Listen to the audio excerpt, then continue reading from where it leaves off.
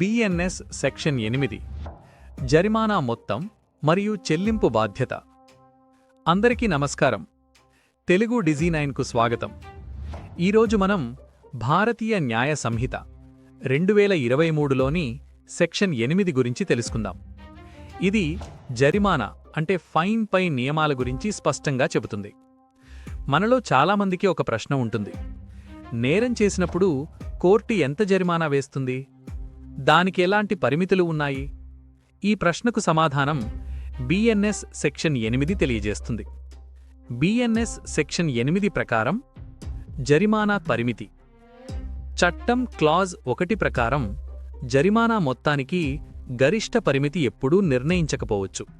అంటే ఈ కేసులో గరిష్టంగా ఇంతవరకు మాత్రమే జరిమానా విధించాలి అని స్పష్టంగా చెప్పకపోవచ్చు. కానీ ఒక ముఖ్యమైన షరతు ఉంది. జరిమానా మొత్తం అనవసరంగా ఎక్కువగా ఉండకూడదు. కోర్టు నేర పరిస్థితిని, నేరస్థుడి సామర్థ్యాన్ని బట్టి తగినంత జరిమానా మాత్రమే విధించాలి. ఉదాహరణకు, ఒక వ్యక్తి ట్రాఫిక్ నిబంధనలు ఉల్లంఘించాడు. కోర్టు గరిష్ట పరిమితి స్పష్టంగా చెప్పకపోయినా న్యాయమూర్తి సాధారణ స్థాయిలో జరిమానా వెయ్యాలి.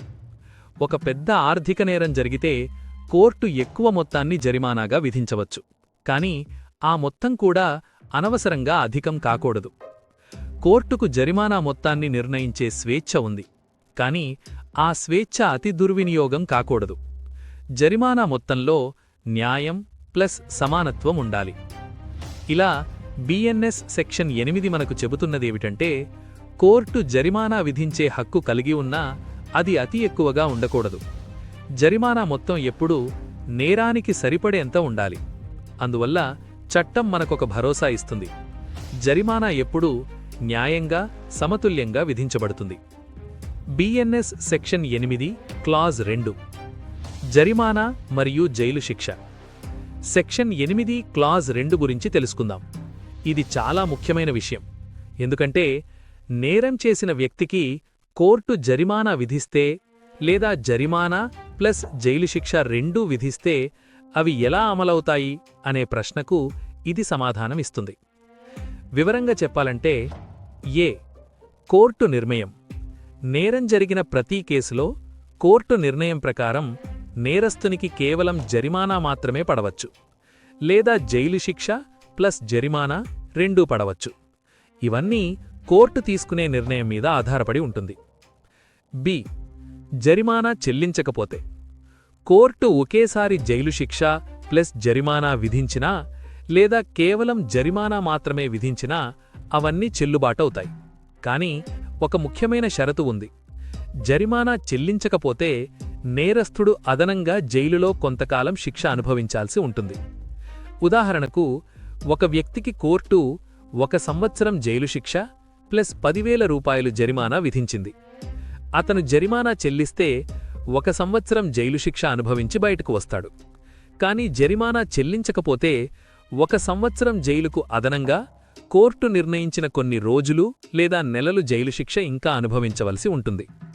మరో పరిస్థితి, ఒక కేసులో కోర్టు కేవలం జరిమానా మాత్రమే విధించింది.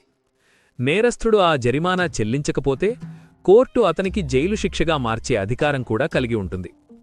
కోర్టు చెప్పిన జరిమానా తప్పనిసరిగా చెల్లించాలి. జరిమానా చెల్లించకపోతే అదనంగా జైలు శిక్ష పడుతుంది. కోర్టు ఇచ్చిన తీర్పు అమలు కాకుండా వదిలేయడం అసాధ్యం. అందువల్ల బిఎన్ఎస్ సెక్షన్ 8 క్లాజ్ 2 మనకొక స్పష్టమైన పాఠం చెబుతోంది. జరిమానా మాత్రమే విధించినా లేదా జైలు ప్లస్ జరిమానా రెండూ విధించినా కోర్టు నిర్ణయం తప్పనిసరిగా పాటించాలి. జరిమానా చెల్లించకపోతే జైలు శిక్ష పెరుగుతుంది. బిఎన్ఎస్ సెక్షన్ 8 క్లాజ్ 3 జరిమానా చెల్లించలేకపోతే జైలు శిక్ష. మనకొక సాధారణ ప్రశ్న ఉంటుంది. కోర్టు జరిమానా విధిస్తే ఆ జరిమానా చెల్లించలేకపోతే ఏమవుతుంది? ఈ ప్రశ్నకు సమాధానం ఈ సెక్షన్ తెలియజేస్తుంది. వివరంగా చెప్పాలంటే, ఒక నేరానికి కోర్టు జరిమానా విధిస్తే ఆ మొత్తం చెల్లించకపోతే నేరస్థుడు జైలు శిక్ష అనుభవించాల్సి ఉంటుంది. కానీ ఈ జైలు శిక్షకు కూడా ఒక పరిమితి ఉంది. ఆ పరిమితి ఏమిటంటే, గరిష్టంగా విధించబడే జైలు శిక్ష కాలంలో 1/4 అంటే 4వ వంతు మాత్రమే జైలు శిక్ష అనుభవించాలి. ఉదాహరణకు, కోర్టు ఒక వ్యక్తికి 4 సంవత్సరాల జైలు శిక్ష ప్లస్ 50,000 రూపాయలు జరిమానా విధించింది. జరిమానా చెల్లిస్తే 4 సంవత్సరాలు జైల్లో ఉండి బయటకు వస్తాడు. కాని జరిమానా చెల్లించకపోతే అదనంగా గరిష్ట శిక్షలో 1/4 భాగం అంటే 1 సంవత్సరం జైలు శిక్ష ఇంకా అనుభవించవలసి ఉంటుంది. మరో కేసులో కోర్టు కేవలం జరిమానా మాత్రమే విధించింది. నేరస్థుడు ఆ జరిమానా చెల్లించకపోతే కోర్టు నిర్ణయించిన జైలు శిక్ష అనుభవించవలసి ఉంటుంది.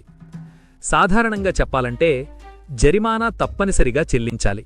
చెల్లించలేకపోతే జైలు శిక్ష తప్పదు. కాని కోర్టు కూడా అనవసరంగా ఎక్కువ శిక్ష వెయ్యదు. గరిష్టంగా ఉండే శిక్షలో 1/4 వంతు మాత్రమే జోడించబడుతుంది. అందువల్ల బిఎన్ఎస్ సెక్షన్ 8 క్లాజ్ 3 మనకు చెబుతున్నదేమిటంటే జరిమానా చెల్లించకపోతే జైలు శిక్ష తప్పదు. అయితే ఆ జైలు శిక్ష పరిమితిలోపే ఉంటుంది. గరిష్ట శిక్షలో 4వ వంతు. అంటే చట్టం ఒకవైపు కఠినత చూపుతూనే మరోవైపు అతి కఠినంగా కాకుండా పరిమితిని ఉంచుతుంది.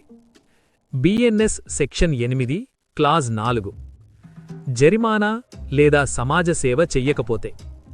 మనలో చాలామందికి సందేహం ఉంటుంది. కోర్టు జరిమానా విధిస్తే అది చెల్లించకపోతే ఏమవుతుంది?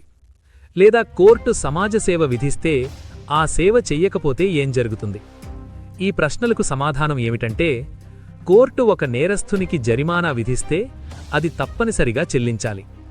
కోర్టు ఒక నేరస్థునికి సమాజ సేవ విధిస్తే అది కూడా తప్పనిసరిగా పూర్తి చెయ్యాలి. కానీ జరిమానా చెల్లించకపోతే లేదా సమాజ సేవ చెయ్యకపోతే కోర్టు స్వయంగా నిర్ణయం తీసుకుని తగిన జైలు శిక్షను విధించగలదు.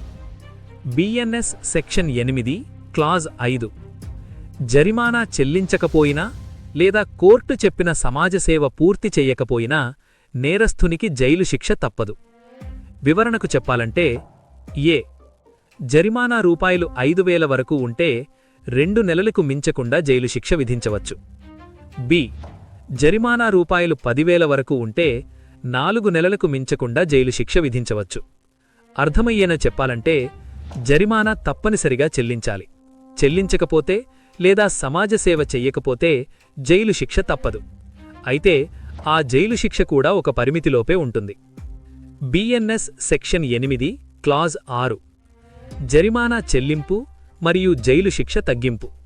ఏ జరిమానా మొత్తాన్ని పూర్తిగా చెల్లిస్తే.